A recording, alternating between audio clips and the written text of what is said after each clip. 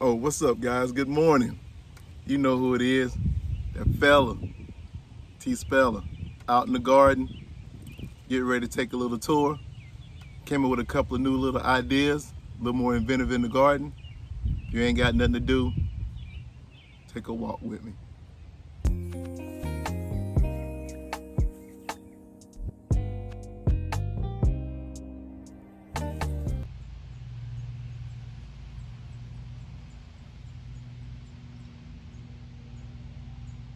Good morning, how you doing today?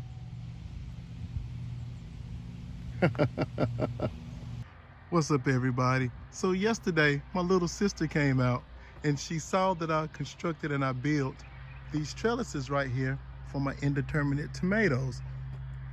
And when she walked out, I kind of heard her say under her breath, she said, "Oh, nerd." I said, "What?" So I didn't pay attention too much to what she said. And then as I continued to walk around through the garden, I showed her that that I made, this little makeshift irrigation system. And then I heard her say again, "Oh, nerd." I said, "Sis, I heard you that time. Why you call me old nerd?"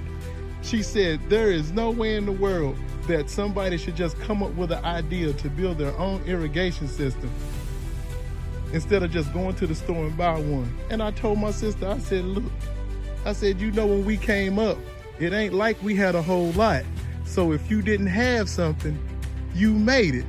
So that's exactly what I did. So instead of paying a whole bunch of money, for an irrigation system, I got me some connectors, got me a open and close valve, some PVC, some elbows and some caps, and just a little bit of country hood engineering. Man, I done my own thing. So I know it's been a minute since you guys actually had a chance to come out and check me out in the garden. But as you can see, indeterminate tomatoes are doing well. Like I said, these things are growing like weeds, as they should. And as you can see, the way that I got it set up to where if they do grow up, I can continue to run them up the line up until my rollers, the tomato rollers that are sitting up at the top. So that way I can continue to string them until they go all the way up. And then if they got to come over a little bit, then they'll be able to do so. So in this bed, like I said, I got a lot of my, let me step in for a second. I got a lot of my cherry tomatoes. I got Sun Golds, I got Super Sweet 100s, I got black cherries, and I got, honeycomb. So I have, two of each one of those kind of indeterminate tomatoes, so that way I have a variety. And then between there, I got peppers that are growing. I got, basil and marigolds. We got marigolds going, and it's supposed to help keep the insect pressure down. Like I said, I got chamomile also growing. So in this portion of the bed, everything is doing what it's supposed to do. And like I said, I know it's a continued working process, but we're going to continue to get better. And as I come down here on this end, my cantaloupe, I'm shocking because they're actually starting to grow better than what I expected them to, because we're in zone 7B. Weather's been, up and down. We had cool days, we had a lot of warm days, but I got those right there going. So as I walk around to the other side, I want you to meet one of the Klitschko brothers. This is a Vitali. This is gonna be one of my special watermelons in my special bed for a special competition that we in called Watermelon Wars. So it's in the early stages, but because of the zone I'm living in, we got watermelons all the way out until October of this year, October 1st. Before I walk on the inside of the bed, I will just show you what I got going on the outside. This right here is the other Klitschko brother. This is Vitali. So I got him growing in a mixture of clay and compost to see how it actually does this thing. And I add my own little amendments, and hopefully it'll be able to do what it's got to do. As you can see, I got sunflowers, I got celotias that are growing in the front, trying to bring those pollinators in. I got okra right here, I got zinnias in the back. And what I did, I just kind of spread things out, just so it'll have a nice appearance, and also hopefully bring me some nice pollinators in. So that way the pollinators will come in, help pollinate the flowers, but also bring in predatory like wasp and stuff to kind of help with the pressure with my indeterminate tomatoes that are sitting inside of the bed. And I'm gonna take you guys to the inside now. Just give me a sec. So as we come inside of the bed, or as we're inside of the bed, I got peppers that are growing right here, and we have already been harvesting peppers, you know, pretty much left and right. So I got pepperoncinis that are out here on the outside. We've been taking in a lot of the sweet banana peppers. And as you can see right here, I got sweet banana peppers that are growing, and we've been harvesting these things actually left and right. And if you look down here deeper in the bed, I got sweet banana peppers that are growing in here. And if you take a look right here, look at the size of these bell peppers. These things are actually starting to put some pretty good size on. So I'm going to be harvesting these bell peppers here in a little bit as well. So they're doing really good. Pepperoncinis are growing like they're supposed to.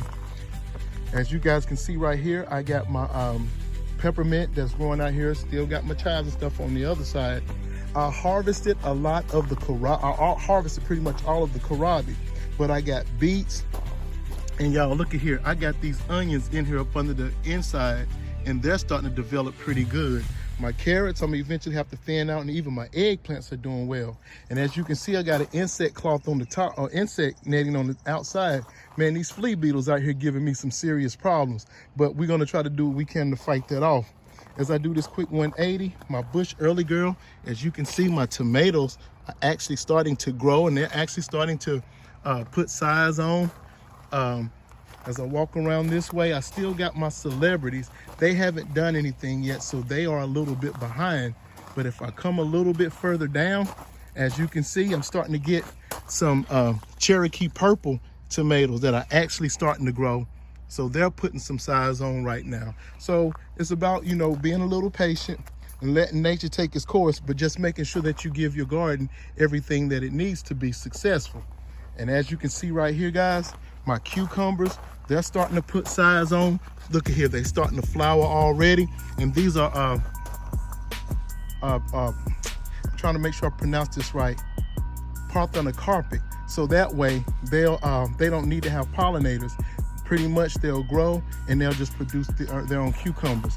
Look at here, guys, I got some, look at here, sugar snap peas that are starting to grow. And in here, I also got nasturtiums, and I still got cucumbers over here on this side. So the plan is that to let the cucumbers run up on this side of the trellis and let them run up on this side of the trellis, so that way I can have a nice harvest of cucumbers. And as I do a 180, guys, I'm still eating greens left and right. I got the kale. This right here is still growing. I got leeks in here. I still got my my Swiss chard is growing, got more leeks. And guys, when I was telling you about the onions earlier, look at what I'm talking about when I said I got onions growing.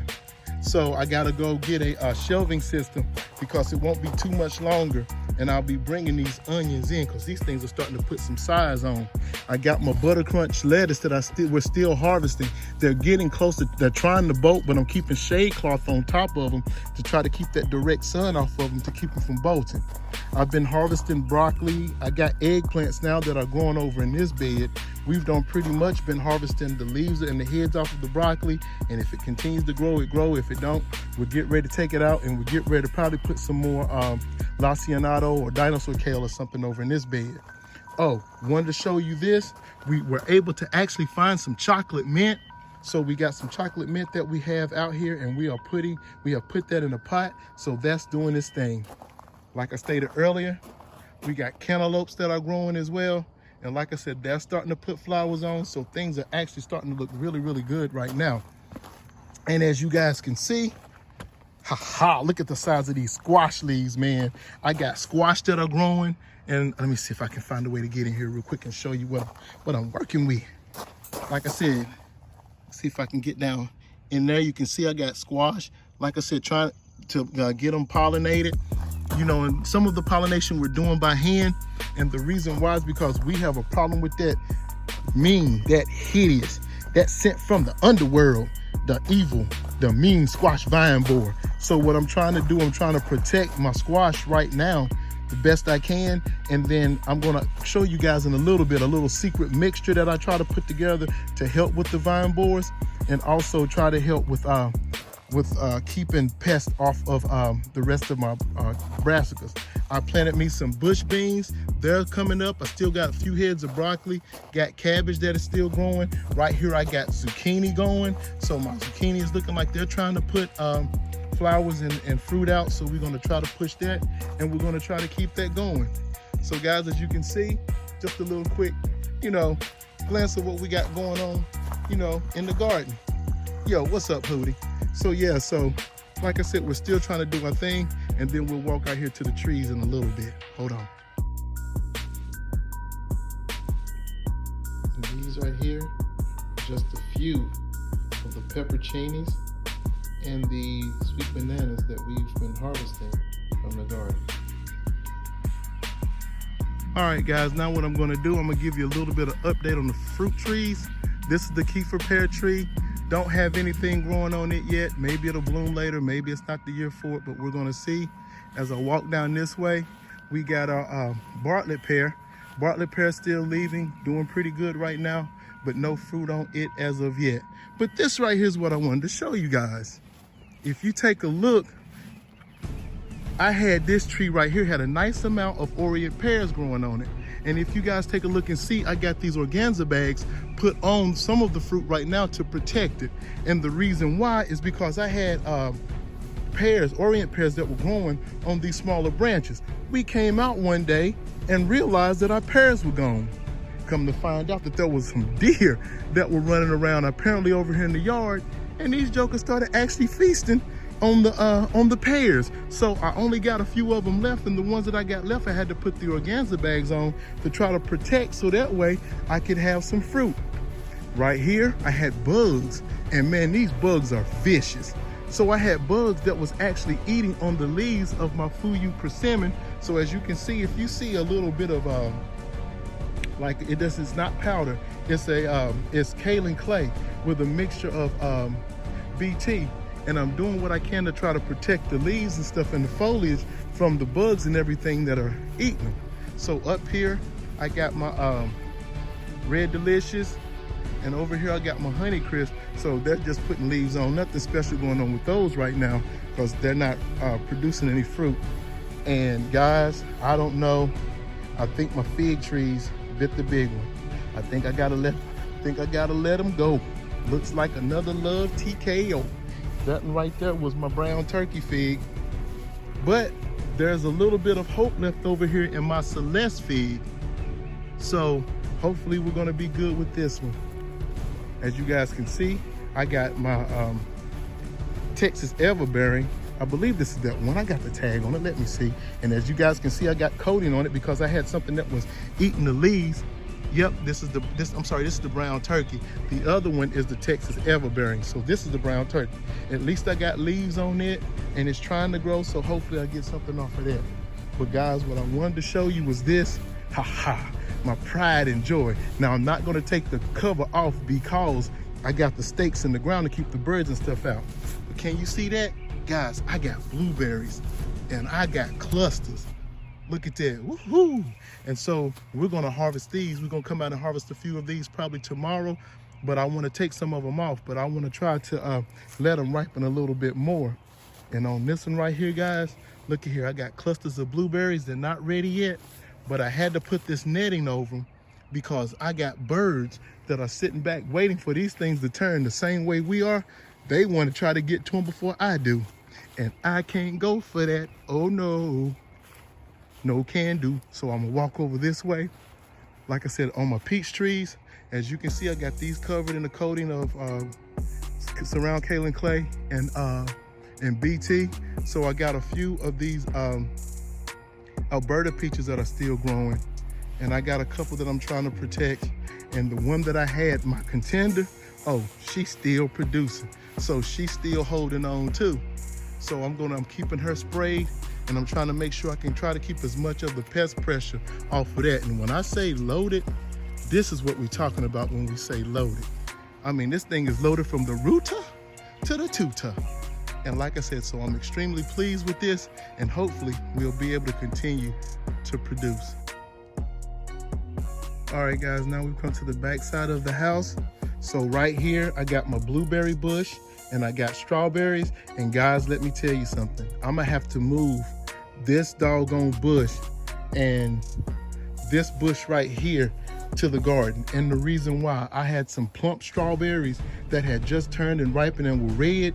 And when I came out and looked at them, they had bites and nicks in them. And apparently something is coming and is actually eating the berries. So I'm gonna have to move those 2 bags and I'm gonna have to put them in the fence to keep the bugs off of them. So right here, I got potatoes. Once again, I got garlic, and look at, it's starting to look like it's about ready. Right here, I got this one right here saved because I'm getting ready to put sweet potato slips in it because we getting ready to get our sweet potatoes going. Right here, I got more potatoes. And right here, I don't know if these potatoes are starting to show signs that they're ready or I didn't heal them up fast enough. I'm not sure, but I'm gonna have to put some water on it just to give it a couple more days and see what happened. And this one right here, I'm gonna be moving, like I said, to the inside of the garden bed, or to the garden outside in the yard, and this one too, because I gotta keep the critters off of them. I do enjoy strawberries, and I know they do too, but hey, look, I was the one to put the work in, and I just can't be feeding animals for free. Oh man, I almost forgot to tell you guys. So right here, we have our lavender. And guys, if you can smell that and see that lavender absolutely smells incredible. And if I do this quick 90-degree, we got our rosemary. Rosemary's doing real good. And from the deck out, like I said, all the flowers that we have around the patio are really starting to take off and they look good. So like I said, so far so good, guys. Right now, my main battle is just trying to keep the insects off of my food. So that way, shoot, I can enjoy them. And for the rest of the herbs that I got my sage, my oregano, my thyme. And like I said, the herbs are doing really well. So guys, that was just a little quick brief tour. Like I said, so everything is still doing what it's supposed to. Now I just got to do what I got to do to protect it, and so that way I can continue to get a strong harvest. Hey guys, if you like the content, please like, subscribe, share, and I'll continue to keep you guys updated and posted on things that I got going on out in the garden. And you never know, it could be something that I'll show you that'll be new and something that'll possibly help you in the garden. And I'm the type, like I said, each one teach one. I don't mind learning, I don't mind sharing. So if you guys like it, hey, put a comment down below. If you see things that I might be able to do better, please comment, let me know. And until the next time, you guys be blessed. And always remember, the more you know, the more you grow. Peace. I'm out.